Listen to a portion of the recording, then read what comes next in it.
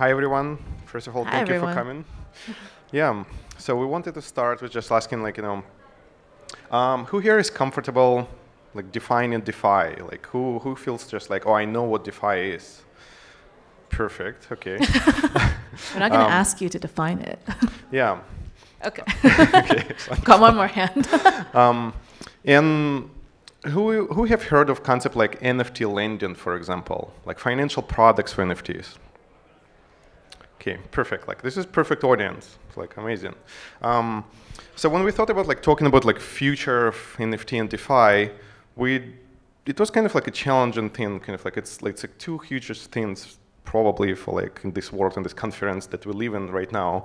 Like how do you define the future? Like it's a very challenging like futuristic problem. And so I thought like instead of defining like what is the future, we would try to paint the picture how that future looks like, what it enables humans to do, rather than, oh, it's how it's going to look. And so yeah, so that's what we're going to try today and walk you through the journey. And I think it's also important not just to talk about the far, far future, because we can always talk about sci-fi, but talking about the near-term future, the mid-term future, and then the far-term future. And so to also give us help you understand who we are and like why we are the right people to talk to you about this. Like, let's also introduce ourselves a little bit. Yeah, so my name is Anton. And Ria. Yep. We both founders of Sharky. Sharky is an NFT lending protocol, so it works in the middle of like DeFi, NFT, and all the intersection. And we are largest lending protocol on Solana. By a lot of metrics, we're largest in the world. Anybody heard of Magic Eden? Anybody OpenSea? Or OpenSea? Yeah. Okay, Magic Eden is like one of the largest NFT marketplaces. It's largest on Solana. It competes with OpenSea.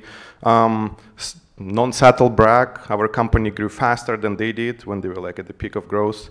We're one of the top used protocols there. We expanded on other chains, and yeah, so that's like we give out 3,000 to 4,000 loans per day. We set all the world records in that space. We've been building it for like a year and a half.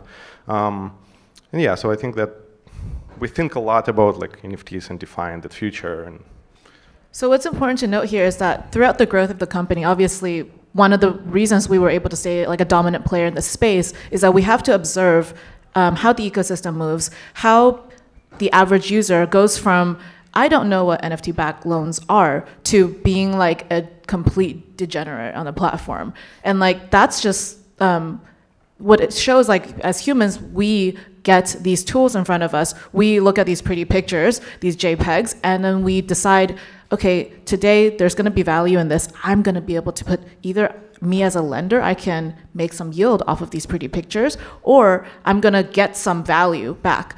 And as you all know, with the current crypto landscape, we've been in and out of bear markets. And one of the only ways that we can keep the ecosystem moving, keep the economy moving, keep the market moving, is actually being able to continue to keep the flow of cash through financialization of NFTs.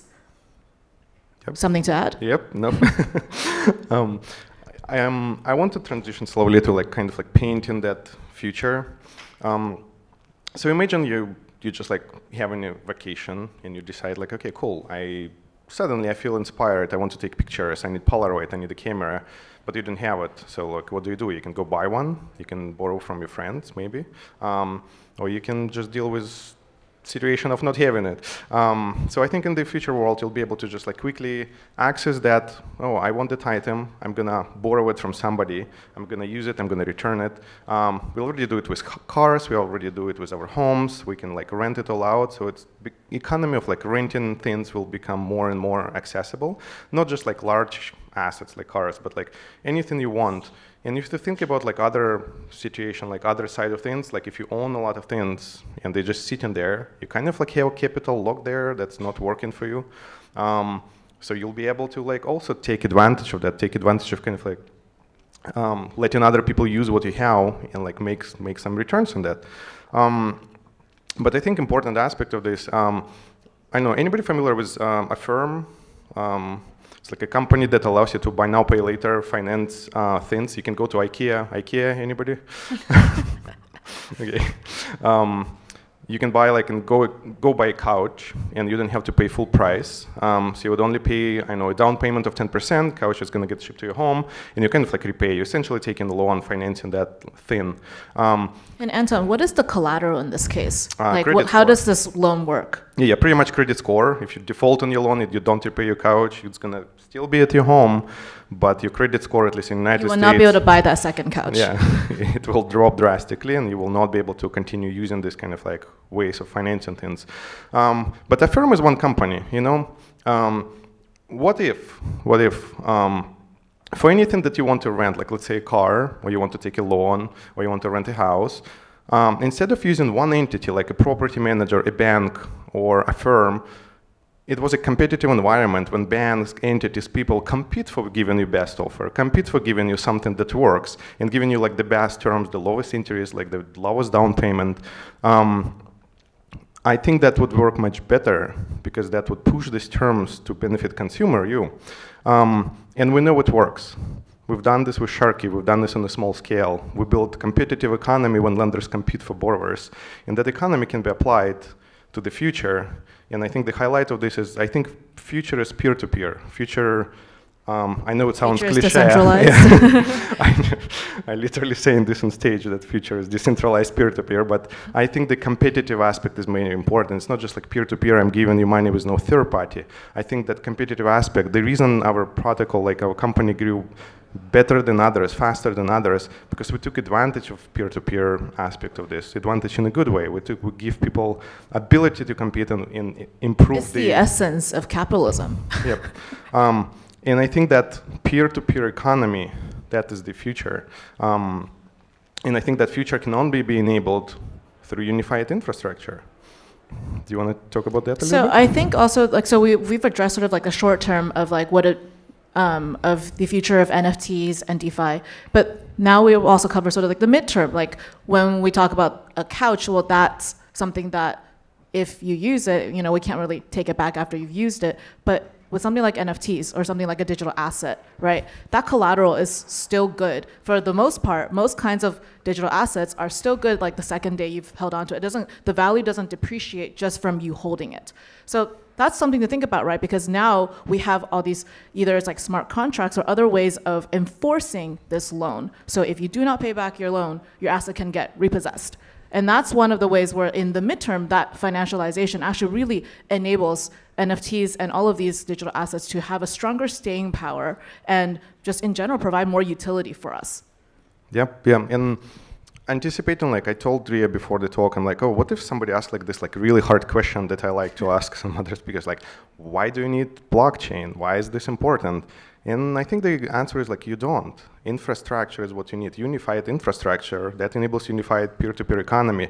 Blockchain just happens to deliver on that promise. That's how I think about it. Yeah, and so we've talked about short term, we've talked about midterm. What about the far future? What does that look like? So far future, I think in far future, you know, like when you text your friends, when you watch movies, you don't really say like, hey, I texted my friends on the internet. Like we don't do that kind of thing. Like everybody accepts. Or on my mobile phone. Anybody accepts infrastructure such as internet is for granted. Like we stop talking about this. We sometimes talk it conceptually, but in day-to-day interactions we don't. We just use it. So I think that is far future when we stop saying NFTs, when we stop saying DeFi, when NFTs, DeFi, all of this becomes like part of daily practice. Yeah, or continues being like jargon when we just like do things that are futuristic, when we do things that we cannot do today, and we forget that that infrastructure exists. I think this is far future. Then we will not have a talk the future of NFTs and DeFi. We'll just talk of the future of something else because that becomes the norm. Yeah, it becomes kind of invisible, right? I mean, like if Anton like covers coffee today, instead of saying like, I'm gonna send you some money on the blockchain, it's gonna be, well, I'm just gonna send you some money.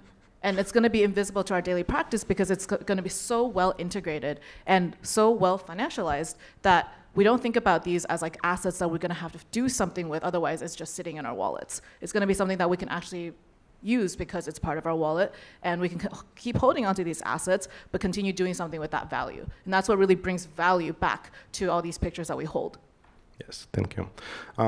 And yeah, to wrap up, we wanted to do something special. So we want to give away like a really special exclusive NFT that we only give away to like exclusive partners and like platform users. And we reserved like 2 of them for people who would like to ask questions. So raise your hand if you want to ask a question, and we'll give 2 of them to 2 of you. Please. Yes. Thank you. I would ask a question, but we've got them. Do you have competitors? And if so, how do you differentiate yourself? I think you're doing amazing. I hadn't heard of it. Thank you. I'm going to actually repeat the question for the recording. Do we have competitors? And you think that we're amazing. Thank you. Yes, we do have competitors in a lot of them. It's a very competitive space on both Ethereum and Solana specifically for NFT lending. We came to market not the first, we came to market third. Now we have like 4 major competitors that's just like attacking specifically our model. The differentiator, I think, is this competitive model. We were the first protocol ever in that space who made category of people compete for other category of people, for like lenders compete for borrowers. So they push kind of like the proposed terms that are better and better and better up until some ceiling, and then borrowers can come and just take it as a loan. I don't know if you're familiar with Blur on Ethereum. So Blur came after Sharky. Think like Blur for NFT sales, this is Sharky for loans. It's like competitive one-sided offers order book that pushes this like price discovery in terms. And I think what works so well about the model is that it is a sort of gamified for all the people who are in the NFT space, because NFTs originally were not meant to be like super serious. They're like a fun way to kind of interact with all this art that you can just like have, you can show it to your friends, and then all of a sudden there's all this utility now, right? And this utility is brought by all of these financialization tools that we're trying to continue to bring, like more and more kinds of financialization, because it strengthens the market, and it strengthens, despite a recession or a bear market, we can continue moving that money around. So like something like this, right? Like we gamify it, so it's like it's so fun to be part of it. You're not even noticing that you're actually making money. I mean, you notice that part, but it's still so fun that people actually just continue doing it. It becomes a daily habit, and before they know it, they've made lots of yield, and they had lots of fun, and they actually get to brag to their friends. Look how much I made. Look at my little lender dashboard. Look at the points I accrued on Sharky just from making money. And that's like something that's really important in this competitive landscape. Yeah, it's very simple. So like I onboarded like lots of like non-DeFi people to just like use it daily. Yeah, you had a question?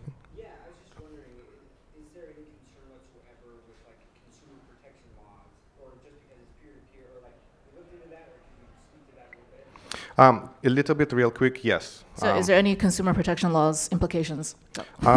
Yes, but they don't apply yet to us. Because it's distributed, because it's peer-to-peer, because we are not a lender. We kind of like attracting external lenders. I think the closest example would be like to Web2 space would be like Lending Club. Yep. Last question? Last question. I was just wondering, when NFTs are way more than just markets play, for example, you have a contract of a mortgage, do you have seen yourselves being lenders for those types of That's a Is that where the industry is evolving, and will you be able to take that? That's a really good question, first of all, so I'm going to repeat that. Do we see ourselves in the mortgage space for NFTs?